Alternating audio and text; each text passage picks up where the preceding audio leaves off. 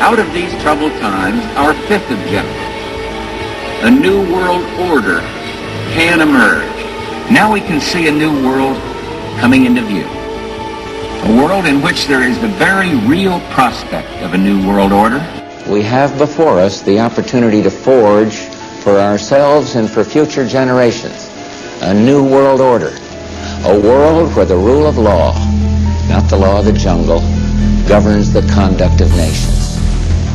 When we are successful, and we will be, we have a real chance at this new world order, an order in which a credible United Nations can use its peacekeeping role to fulfill the promise and vision of the UN's founders.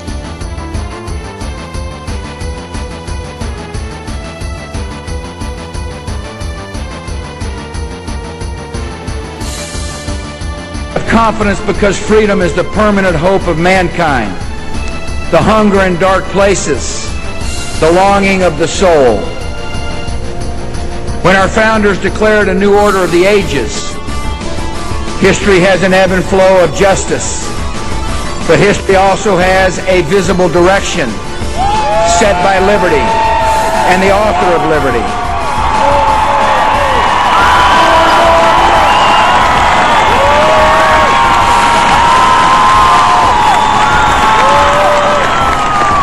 When the Declaration of Independence was first read in public and the Liberty Bell was sounded in celebration, a witness said it rang as if it meant something. In our time, it means something still. America in this young century proclaims liberty throughout all the world and to all the inhabitants thereof.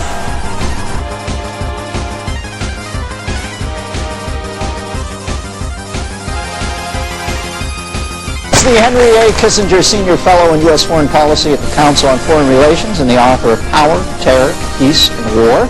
Please welcome my guest. A balance of power in Europe and a balance of power in Asia, so nobody's really strong enough to challenge us at home.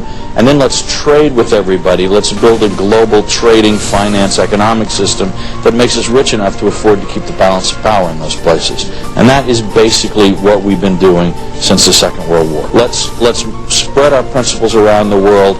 Then we will have the world order that we're trying to build. What did you make of the President's central message here, which is that for our own security, we have to aggressively advance freedom around the world? I thought it was a brilliantly stated summation of a theme in the history of American foreign policy.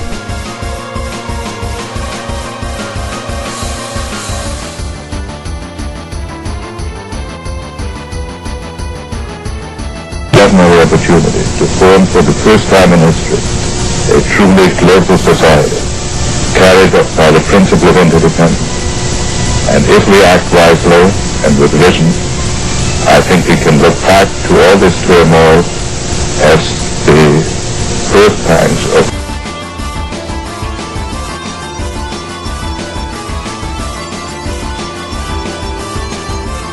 amazing turn of events. The United States, a country which really doesn't understand foreign policy very well in terms of its public, because its public is not all that engaged in the world. Nevertheless, the United States is in a key position to shape this so that the problem of the Bush presidency will be the emergence of a new international order.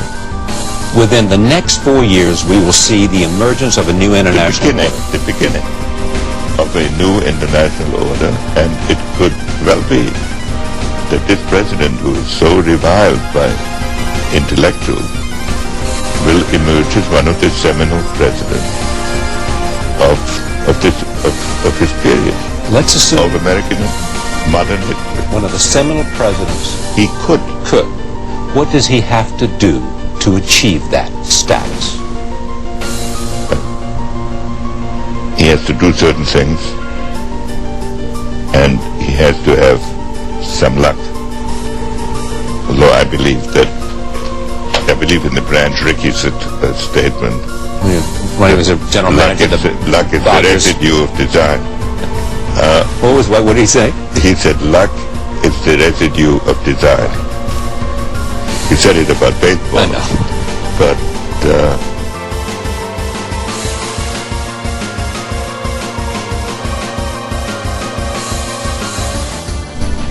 what does he have to do? In a general sense, we are the most powerful country in the world. But we cannot run the world by power alone or primarily. So we have to find a way to translate a conception into some sort of international consensus. Doesn't mean everybody has to agree with it, but it has to mean that they agree with it enough so that they don't express their dissatisfactions in military or militant or revolutionary activity for. And I think that the President's inaugural address, which gave me some pause initially, actually was the right way to proceed.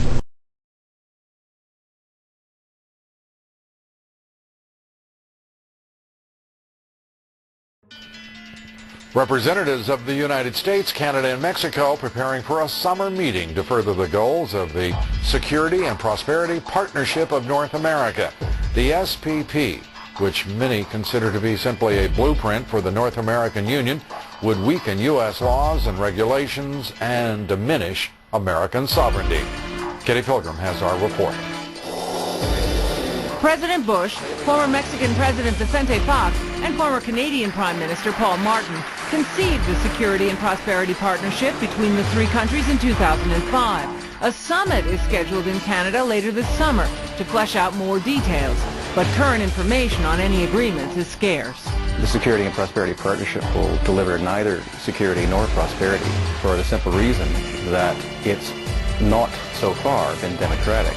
Most of the discussions have been taking place behind closed doors.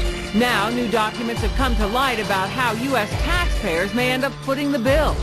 Watchdog group Judicial Watch dug up documents through the Freedom of Information Act. Spent on duped government enterprises. And I certainly don't like the idea of taxpayer money being spent to build up Mexico's physical infrastructure. Mexico has plenty of inherent wealth as a result of its oil and as a result of the $20 billion or so a year that Mexican illegals here send through to Mexico. The group says the 10-page work plan for financial services was filed somewhat incongruously among health and human service records. U.S. taxpayers would not be alone. Canadian funds would also be committed to the project. Now, Judicial Watch is calling for complete transparency and disclosure on this. They say public and legislative oversight of the details of the SPP is cursory, and Judicial Watch is questioning how taxpayer money can be so lightly promised to other countries, Lou. Tonight, a proposal for an expanded so-called free trade zone from Alaska to